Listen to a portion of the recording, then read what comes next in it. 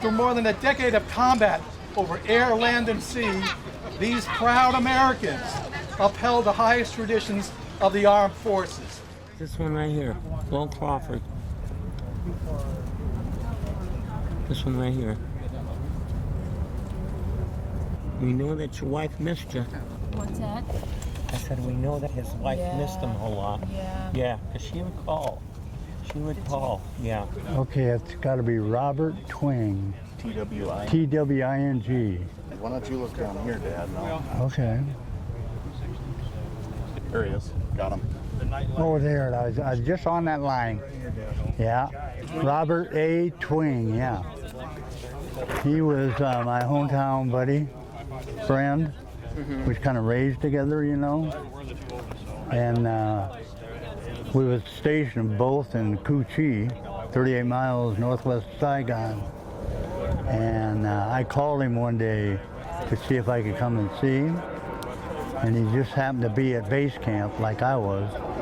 So I went over there in a Jeep and talked to him. And it's like 2 weeks later, he was killed. So I was the last person to see him alive.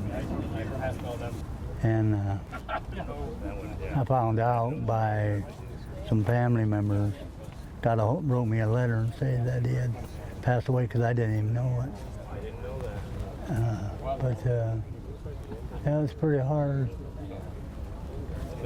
And he's the only one I know, you know, of the 58,000 names on here. But I lost a lot of friends over there because I was in an infantry division, 25th Infantry, and my company got annihilated, so I lost a lot of people that day. I'll never forget their names. This man here, Michael Freeze. We were great friends when we was kids. You know, I mean, we were close. You know, we were in grade school together. We played Little League together.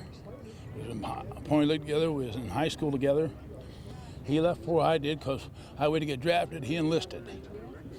About 2 months before he got home from service, before he come home from service, his girlfriend was waiting for him. She had an engagement ring. They wrote a lot of letters together. I knew her very well. He stepped on a landmine. But he was just somebody I really appreciate. You know, I had as a friend. You know, something you don't have every day. So. That was Bernie. Oh, that was a very close friend of mine. I went to his funeral. I had a deferment, and I didn't feel like I belonged. So that's shortly after that I volunteered for the draft. And I came home, and when I felt like I didn't belong, all those guys were gone. They'd all moved on. But I'm glad I did it. I don't regret going to Vietnam. I don't regret it at all. Where'd he go? There he is, right there.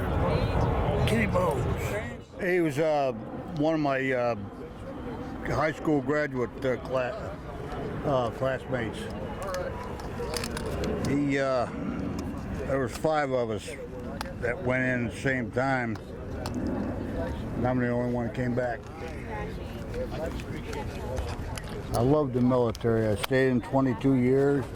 You always ask yourself that question, why me and not one of them, but that's the way it goes. Right there. The Wisely, Daniel L. Wisely.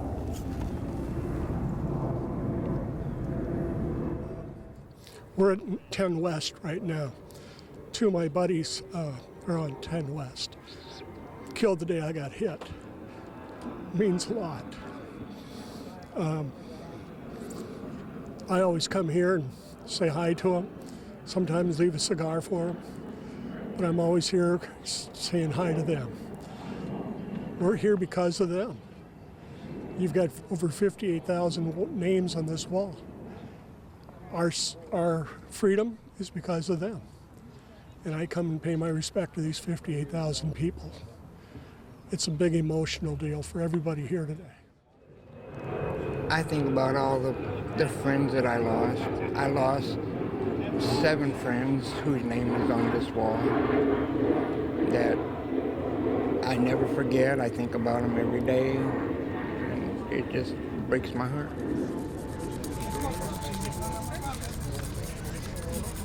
I mean, it's kind of, I can't put it into words. It's really kind of breathtaking, you know. Everything up here is breathtaking. Awesome. I'm just in awe of how large it is and the amount of folks that are here is namely what it's all about. And being happy to be able to come to approach this as the best as I can and remembering folks that were with us. I got a little misty-eyed. Yeah, I feel a lot of pain. But I know everything's good now. The sacrifice that these men made, you know, it's just, people don't really realize, you know, what takes place, or actually, you know, how much sacrifice there is given, you know, for this country to be free. It's just, it's sad in a way, but, you know, they did their job, you know, just like all the veterans, you know, they did their job. Some came home, some didn't. I gotta find it. Yeah, I gotta find it. It's first name, third row.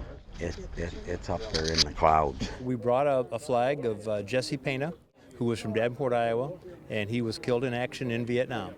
Yeah, we're good. Look at the people at home that are left without, you know, the people here, you know, that have sacrificed. And so what can you say?